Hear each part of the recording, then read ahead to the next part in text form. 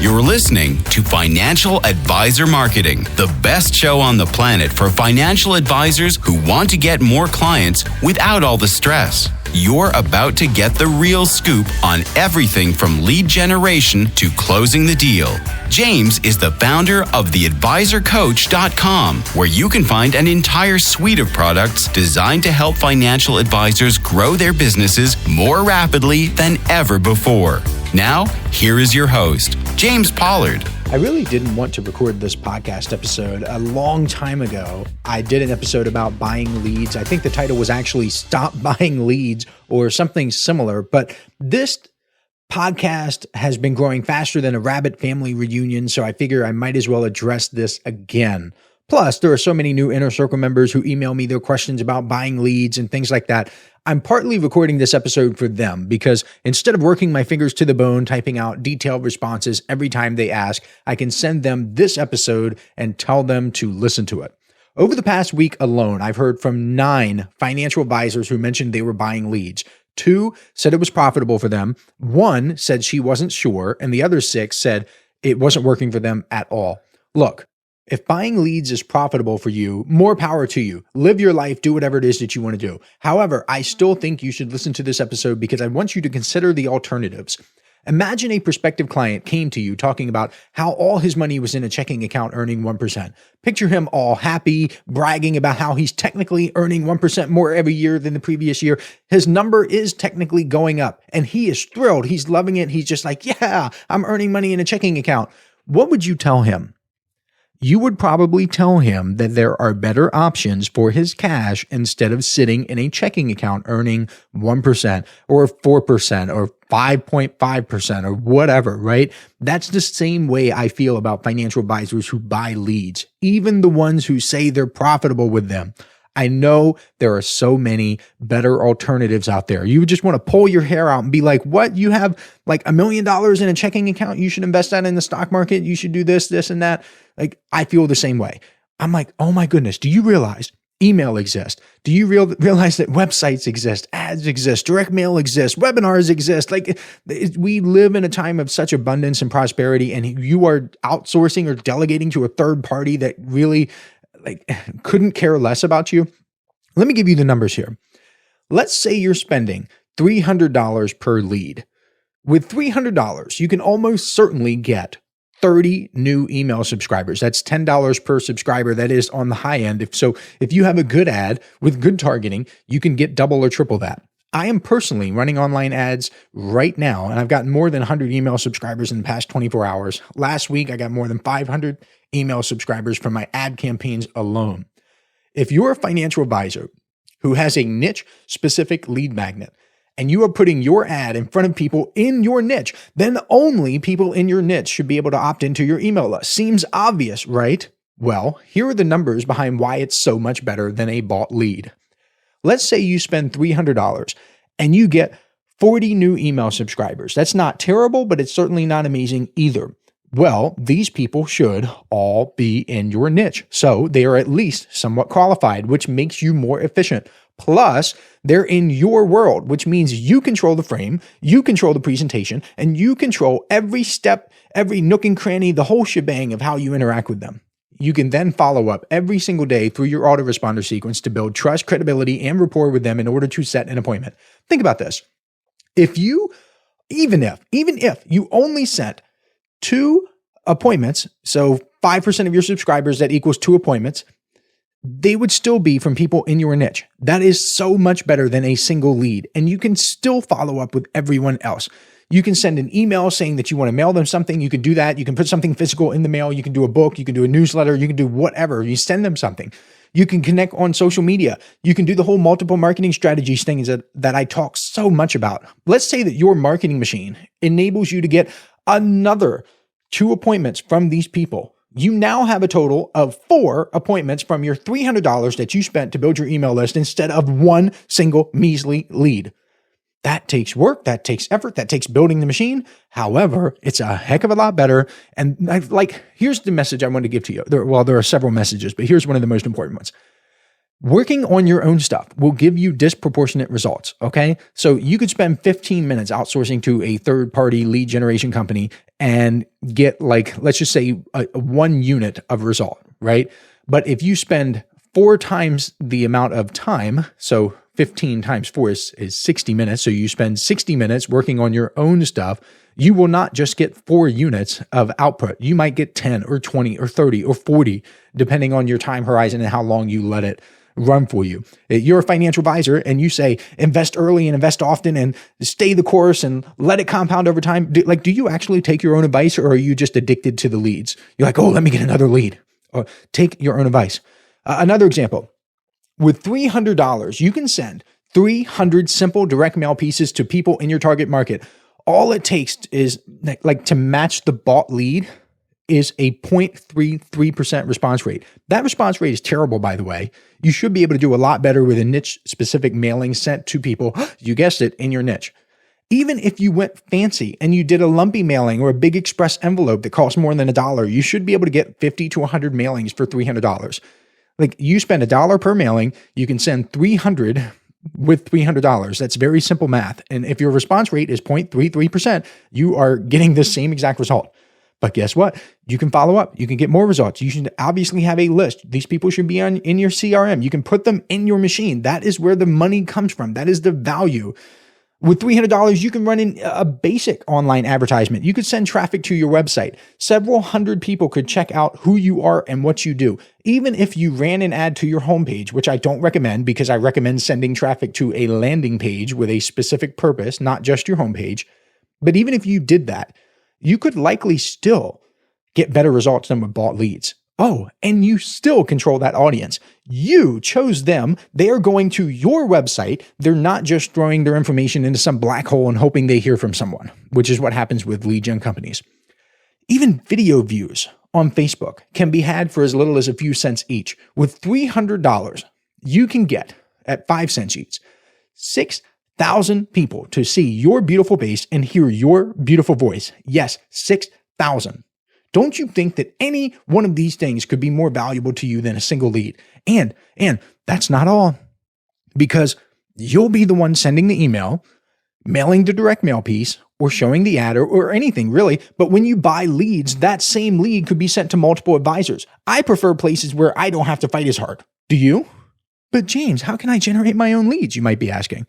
Don't worry, I've got you covered. I put together an 80+ page PDF with 57 of my favorite financial advisor marketing ideas, which you can get over at theadvisorcoach.com/57MT. So the number 5, the number 7, the letter M, the letter T. Once again, that's theadvisorcoach.com/57MT. So 57 marketing tips. 57 marketing tips for financial advisors is the thing that you're getting. It's the PDF. I don't expect you to know all this stuff right away. I don't expect you to be an expert overnight. All I want to do is give you some options for thinking differently. Just like you would give options for thinking differently to the person who, if the person came in your office and was like, yes, I've got $1 million in a checking account. This is so great. I'm earning 1% every single year. You would be like, well, okay, cool. That's nice. You're liquid. You're protected from loss, kind of, outside of inflation and taxes, of course, but there are more disadvantages than advantages to staying in cash. And that's what I'm trying to communicate to you here. There are more advantages to doing it yourself. There are more disadvantages than advantages to going with bought leads. It kills me, absolutely kills me when I see financial advisors piss away thousands of dollars on worthless leads, yet struggle to invest in themselves, in their businesses and their own assets, aka assets they own and control. Like, do they not believe in themselves? Why do they believe in some other person or companies, like a third-party lead gen process, more than they believe in themselves? It's so sad. Also, let's think about this. Think about the whole buying leads process in the context of this legendary quote from Earl Nightingale. It goes like this. Whatever the majority of people is doing under any given circumstances, if you do the exact opposite, you will probably never make another mistake as long as you live. Think about how many financial advisors are buying leads. If that is the go-to move for a lot of advisors, is that really what you want to do? Do you really want to copy what most advisors are doing? Come on, get real. Hey, financial advisors. If you'd like even more help building your business, I invite you to subscribe to James's monthly paper and ink newsletter, The James Pollard Inner Circle. When you join today, you'll get more than $1,000 worth of bonuses, including exclusive interviews that aren't available anywhere else. Head on over to theadvisorcoach.com/coaching to learn more.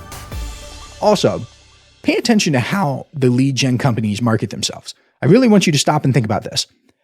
Did you become a lead for them in the same way they say they're getting leads for you?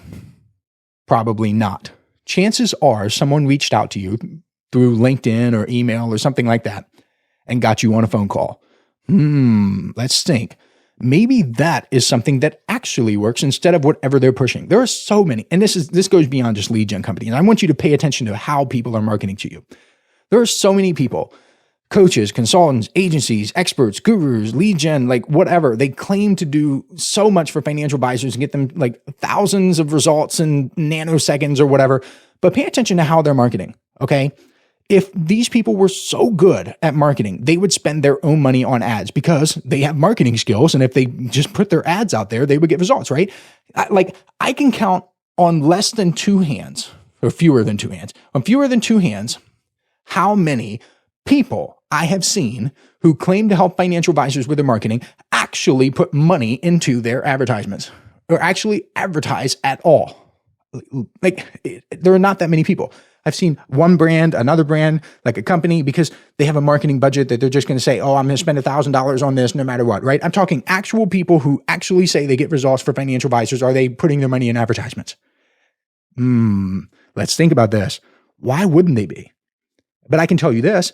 I can tell you, if you're a financial advisor in the United States, there is a greater than 99% chance that you have seen my ads if you're active on Twitter, Google, LinkedIn, Facebook. Why? Because I put money behind my marketing.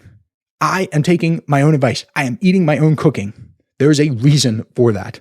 I want you to think about that, not just with lead gen, but with literally everything you see.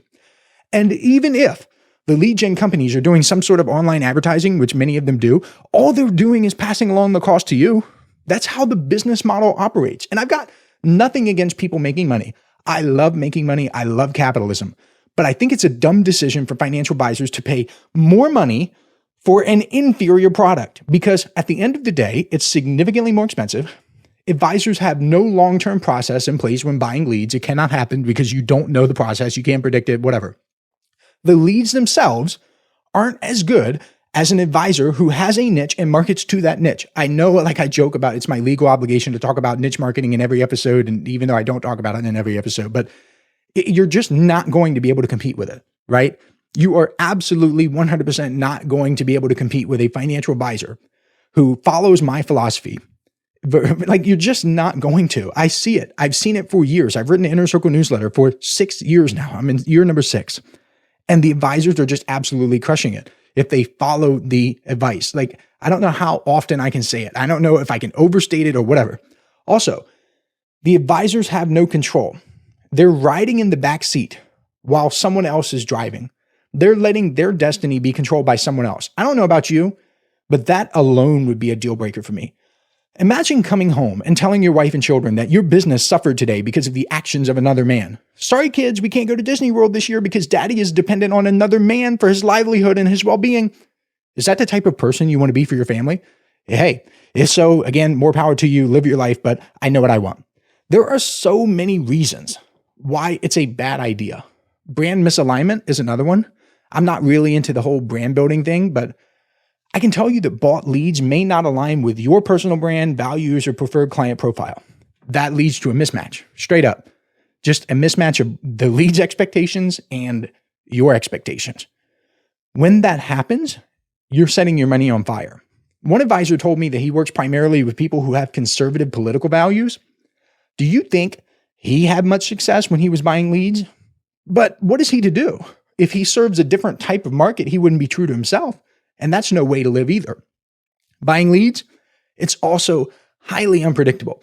There are no guarantees that bought leads will convert into clients. And to be fair, I know I'm like rallying against lead gen companies, but to be completely transparent, no guarantees exist anywhere in the marketing process. You could send out an amazing message to an awesome group of people and have it flop because it was raining that day or something. Stuff happens. I get it. But it seems like stuff happens a lot more with advisors who buy leads. It's so important to be able to predict and forecast what is going to happen in your business. If you have a 5% conversion rate to appointments in your emails, then you know with relative certainty that you will get one appointment for every 20 email subscribers. If your direct mail piece converts at 3% and your mailers cost $1 each, then you know that you get about one appointment for every 30 mailers you send. That's nearly impossible to achieve with bought leads, where you just know you have a system, you have a process, you can predict this stuff. I love this quote I'm going to give you another one. I gave you the Earl Nightingale one. I'm going to give you one from Coach Vince Lombardi. And he said, "It's hard to be aggressive when you're confused." That is so true, especially in marketing, because one of the drop dead simple ways to make your marketing work better is to cut your losers and let your winners run. That's also true in the stock market. You've read the classic investing books. That's the famous quote too. But you can't do that. You can't be aggressive unless you know what is actually winning versus what isn't. I'll give you an example. When I used to coach financial advisors, direct mail was one of my favorite marketing strategies for getting them more clients. I would work with them to identify their niches, create a simple mailing, typically like 1 or 2 pages printed on both the front and the back, and mail it directly to people in their niches. We would know, not hope, not guess, we would know if we had a winner within a week. How? Because we used a completely different phone number, like a Google Voice number, on the direct mailings. We would know for sure that the only way someone got that number was by receiving the letter in the mail.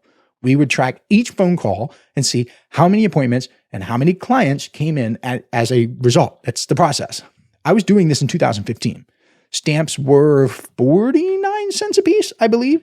So our total cost with paper, 1 piece of paper, 2 if we were being ambitious, envelopes, and ink was maybe 60 to 70 cents. If we had to rent a mailing list, that could push us to roughly $1, depending on how big of a list we bought. Let's say that we spent $1 on each mailing.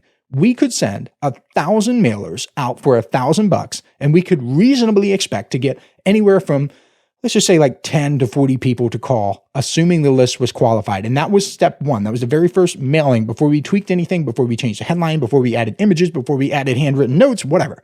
We would know, not guess, know within a reasonable range of variance how many appointments would come from any given mailing. But wait, it gets better, because we could get 2 different numbers and then create 2 separate mailings. We could put the first number in the first mailing and the second number in the second mailing. In marketing, this is called a split test. Let's say we figured out that the first mailing generated 12 calls while the second mailing generated 35. We would get rid of the first mailing entirely and scale up the second one. Again, very simple. If we felt especially ambitious, we would run another split test attempting to beat the second mailing. So we would have mailing number 1, mailing number 2, and then we would add mailing number 3 and test number 2 against number 3. I have taken this track everything mentality everywhere with me in the marketing world.